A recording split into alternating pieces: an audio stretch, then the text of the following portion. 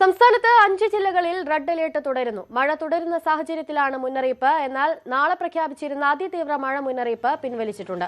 അടുത്ത 5 ദിവസം സംസ്ഥാനത്ത് വ്യാപക മഴയെന്നാണ് പ്രവചനം. നന്ദന രാജൻ ചേരുന്നുണ്ട് കൂടുതൽ വിവരങ്ങളുമായി. നന്ദന, സംസ്ഥാനങ്ങളിൽ പലയിടത്തും റെഡ് അലേർട്ട് തുടരുകയാണ്. അതേസമയം തന്നെ അതിതീവ്ര മഴ മുന്നറിയിപ്പ് പിൻവലിച്ച ഒരു സാഹചര്യം കൂടിയുണ്ട്. എന്താണിപ്പോൾ മഴയുമായി ബന്ധപ്പെട്ടുള്ള കൂടുതൽ വിവരങ്ങൾ? കേരളത്തിലെ 14 ജില്ലകളിലും അടുത്ത 5 ദിവസങ്ങളിൽ ശക്തമായ മഴ ഉണ്ടാവുമെന്ന മുന്നറിയിപ്പ് കാലാവസ്ഥാ വകുപ്പ് നൽകിയിരുന്നു. നിലവിൽ 5 ജില്ലകളിലാണ് റെഡ് അലേർട്ട് പ്രഖ്യാപിച്ചിരിക്കുന്നത്. മലബാർ ഉൾപ്പെടെയുള്ള വടക്കൻ കേരളത്തിലാണ് റെഡ് അലേർട്ട് ഉള്ളത്. കാസർഗോഡ്, കണ്ണൂർ, വയനാട്, കോഴിക്കോട്, മലപ്പുറം ജില്ലകളിലാണ് റെഡ് അലേർട്ട് നിലവിലുള്ളത്. ഇതുകൂടാതെ പത്തനംതിട്ട, ഇടുക്കി, തൃശൂർ, പാലക്കാട് ജില്ലകളിൽ ഓറഞ്ച് അലേർട്ടുമുണ്ട്. ഈ ജില്ലകളിൽ ശക്തമായ മഴ പെയ്യുന്ന സാഹചര്യവും നിലവിലുണ്ട്. ഇതുകൂടാതെ ഓരോ 3 മണിക്കൂറിലും കാലാവസ്ഥാ വകുപ്പ് പുതിയ അലേർട്ടുകൾ പ്രഖ്യാപിക്കുന്നുണ്ട്. നാളെ ഒരു ജില്ലകളിലും റെഡ് അലേർട്ട് പ്രഖ്യാപിച്ചിട്ടില്ല. കേരള തീരത്തും കർണാടക തീരത്തും ഇന്ന് മത്സ്യബന്ധനത്തിന് വിലക്ക് ഏർപ്പെടുത്തിയിട്ടുണ്ട്.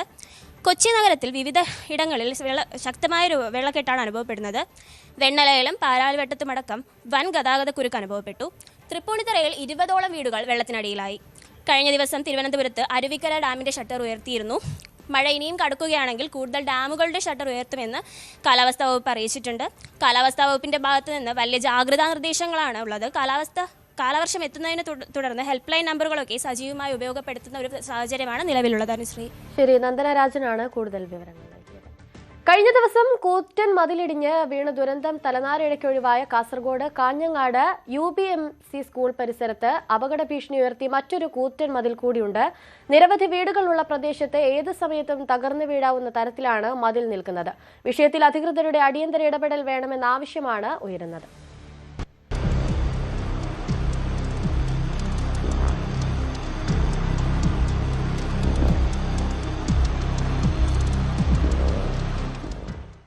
കാഞ്ഞങ്ങാട് നഗരമധ്യത്തോട് ചേർന്ന് കിടക്കുന്ന പ്രദേശത്താണ് കഴിഞ്ഞ ദിവസം കൂറ്റൻ മതിലിടിഞ്ഞു വീണത്. നടുക്കുന്ന ദൃശ്യങ്ങളാണ് അത് എന്ന് പറയേണ്ടി വരും. ഏതായാലും ആ പരിസരത്തിന് അതിന് സമീപത്താണ് ഇപ്പോൾ നമ്മളുള്ളത്. ഇവിടെയും വലിയ അപകടാവസ്ഥയിലാണുള്ളത്.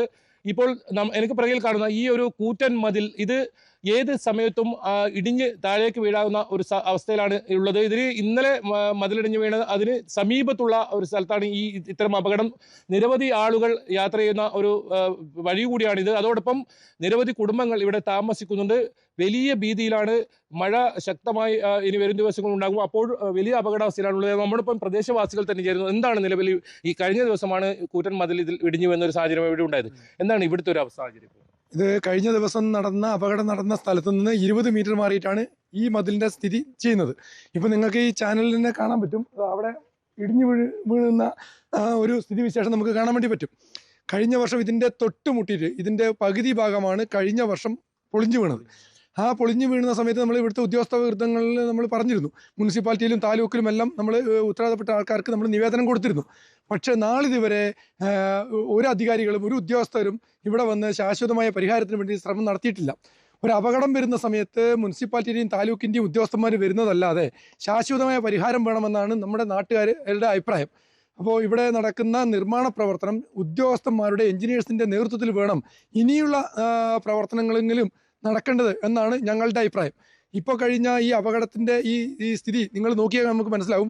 കമ്പിയും ആ സിമെൻറ്റിൻ്റെ ആ ഒരു ക്വാളിറ്റിയും നമ്മൾ നോക്കിയാൽ മനസ്സിലാവും. ഇത്രയും വലിയ ഒരു മതിൽ കെട്ടാൻ ചെറിയ രീതിയിലുള്ള കമ്പിയും സിമെൻറ്റുമാണ് ഉപയോഗിച്ചത്. ഇവിടുത്തെ മുനിസിപ്പാലിറ്റിയുടെയോ താലൂക്കിൻ്റെയോ എഞ്ചിനീയേഴ്സിൻ്റെ വിഭാഗം ഇത് അന്വേഷിക്കുകയോ ഇത് അവരുടെ നേതൃത്വത്തിലോ നടന്ന കാര്യമല്ല.